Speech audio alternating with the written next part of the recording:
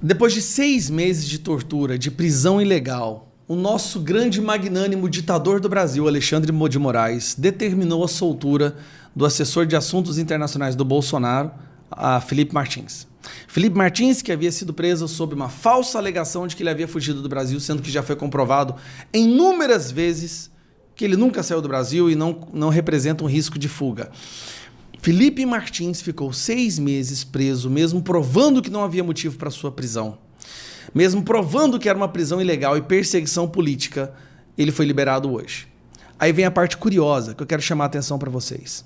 Ontem, o Silvinei Vasquez, diretor da PRF durante o governo Bolsonaro, também foi liberado depois de quase 1 ano preso sem denúncia. Essa prisão provisória interminável que se tornou rotineira no Brasil. Então nós temos 2 casos que chamaram a atenção. Felipe Martins, Silvinei ontem. Pergunta que agora todo mundo está fazendo.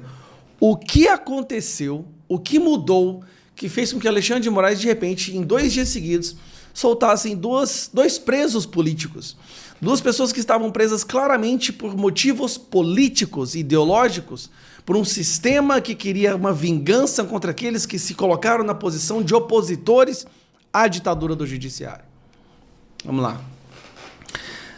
Sabe quem é a pessoa que eu acho que mais está deixando Alexandre de Moraes irritada ultimamente, assim como aquela parte da Polícia Federal conhecida como Gestapo? A que mais está levantando os nervos à flor da pele do nosso querido Alexandre de Moraes? Maduro.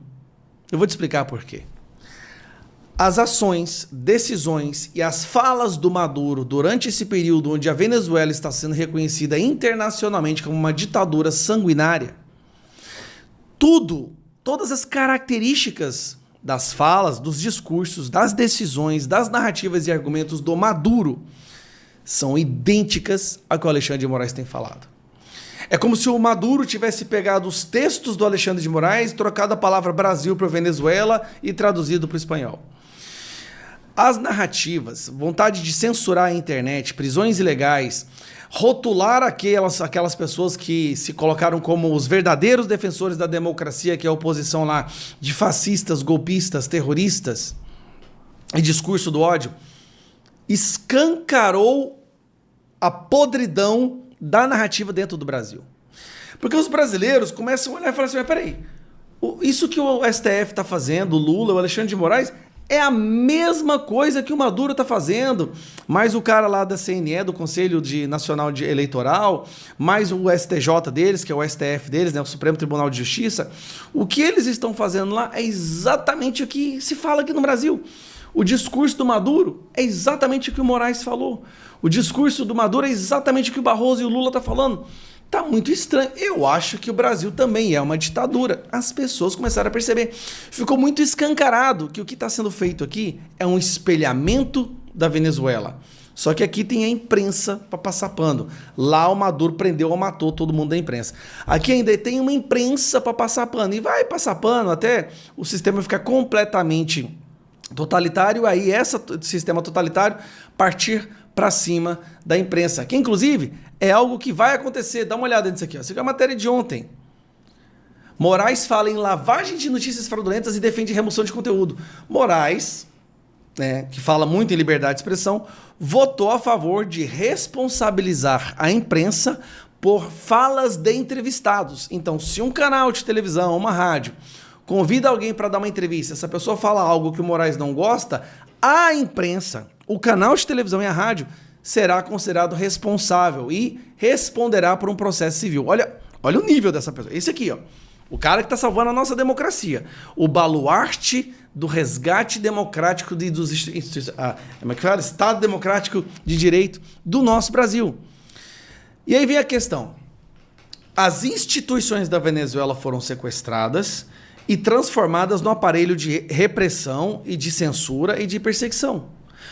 Isso mostra que falar em defesa das instituições não quer dizer defender democracia. Muitas vezes é justamente o contrário. Uma instituição criada para ser democrática, a partir do momento que ela passa a ser aparelhada e usada de forma equivocada para repressão, perseguição e ditadura, ela se torna a principal obstáculo da democracia. Então, quando uma Suprema Corte, criada para respeitar a Constituição, passa a ser a primeira a desrespeitá-la, esta instituição passa a ser o maior perigo para a nossa democracia. Então é por isso que esse cidadão, nos últimos 2 dias, decidiu soltar 2 pessoas que claramente eram vistas por todos como prisioneiros políticos. Sim, o Brasil tem prisioneiros políticos. Prisioneiros dessa pessoa. Opa, que propaganda apareceu.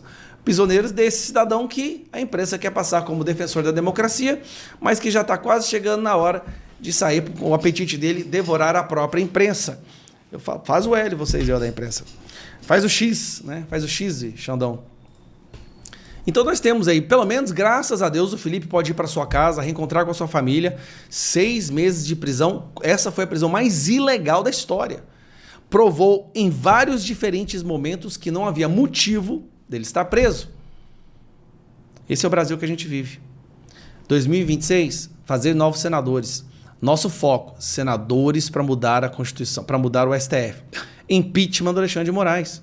Desculpa, mas a gente vai ter que apanhar muito até lá, ele vai sair, ele ainda vai prender muitas pessoas, mas temos que fazer os nossos senadores, o nosso presidente do Senado, que automaticamente é o presidente do Congresso, e para isso precisamos de senadores. Um abraço.